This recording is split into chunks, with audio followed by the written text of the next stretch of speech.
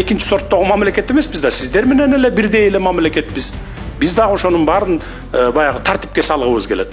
Кыргызстан экинчи сорт эмес жана сырткы күчтөрдүн ички ишибизге кийлигишүүсүнө жол бербейт деп белгиленди. Мамлекет башчысы Садыр Жапаров кечээ Европарламенттин депутаттары менен жолугушуусунда өлкөнүн ички саясатына байланыштуу бир катар суроолорго жооп берди. Маалым болгондой, аталган Европарламенттин адам укуктары боюнча кичи комитетинин төрагасы Мунир Сатури баштаган депутаттары өлкө башчысынын кабылдамасында болуп, эки тараптуу ар түрдүү маселелер талкууланган. Урматтуу Сатури мырза, сөз кезегин сизге берейин. Бизге кандай дооматтарыңыздар болсо ачык айтыңыздар. Биз ачык жооп бергенге аракет кылалы. Атай ошо тиешелүү органдардын жетекчилерин дагы чакырып койдум. Бизде сиздерден жашыра турган эч бир нерсебиз жок. Диалогдун жүрүшүндө биз дагы сиздерге ачык суроолорду берели. Сиздер да ачык жана так жооп берсеңиздер. Жолугушууда Европарламенттин депутаттары Кыргызстанда сөз эркиндиги чектелип жатканына, социал-демократтар партиясынын мүчөлөрүнүн биринин кармалышына, диний мыйзамдын кабыл алынышына байланыштуу тынчсызданууларын ачык билдиришкен. Ал эми алардын суроолоруна так жана толук маалымат берүү үчүн укук коргоо органдары да жыйынга чакырылган. Андан соң президент Кыргызстанда адам укуктары сакталып, демократия жана дин эркиндиги да бар экенин кошумчалады. Ошондой эле мындан ары сырткы күчтөрдүн ички саясатка кийлигишүүсүнө жол берилбей тургандыгын баса белгилеген. Биз көрдүк, бир нече журналисттер да кармалыптыр. Алардын дагы маселеси курч болуп турат. Президент мырза, биз социал-демократ боюнча болгон абдан маанилүү тема болуп атат.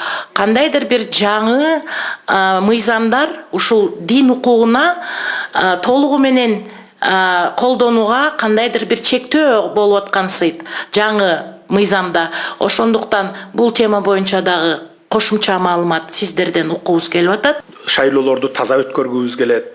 Сырттан кайсы бир чоң державалар же соцсинтердин болобу каржылап туруп, анан кийин өзүнүн депутаттарын өткөрүп алып, жергиликтүү кеңешкеби же парламенткеби же президент кылып алып туруп, анан биздин ички ишибизге кийлигишкенге биз таптакыр жол бербейбиз мындан ары. Ал эми президент Садыр Жапаровдун Европарламенттин депутаттарынын кабыл алганы эки тараптуу кызматташтыктын жана мамилелерди бекем сактап калуу үчүн жакшы кадам катары бааланууда. Мындай пикирин профессор Алмазбек Ахматалиев белгилеп, муну менен президент Садыр Жапаров Кыргызстанда жашыруун же чочулай турган эч маселе жок экенин далилдеди деп белгиледи. Аны менен катар эгемен өз алдынча эл экенибизди дагы бир жолу көрсөтө алдык деп түшүндүрүүдө. Мында жүйөлүү деле Европа парламенти бизге мындай бир талап коюлган жок.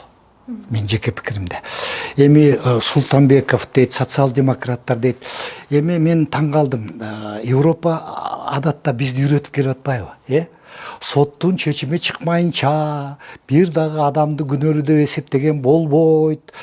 Диктатураңарды койгула деп бизди үйрөтүп келген туурабы? Биздин конституцияда жазылып турат.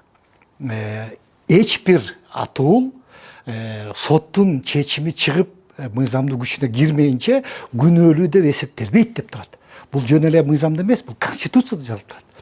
Эми ошол жанагы соцсинтериндеби ошонун бир башчысы айтып атат, дайте мне факты дейт. Бизге факт бербейсиңерби, ошол соцсинтерине акча берген деп айланып кетет. Мен таң калдым ошого. Тергөө жүрүп атат.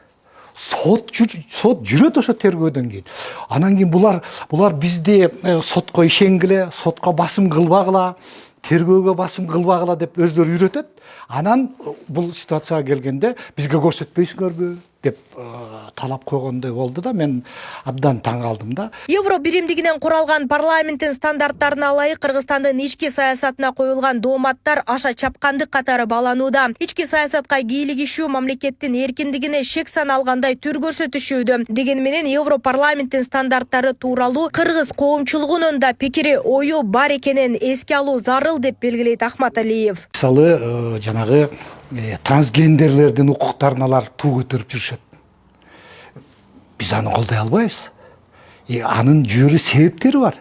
Тарыхый себептер бар, диний себептер бар, улуттук себептер бар. Туурабы? Ушул сыяктуу. Ошон үчүн кайсы бир мамлекет болбосун, Европа парламенти болобу, башкасы болобу, эгемендүү деп эсептеген мамлекетти өзүнүн жолун мындай чын эле бир мындай эгемендүүлүк, демократиялык нукта аракет кылып аткан мамлекет, биз ошолордун арасына киребиз, Кыргызстан.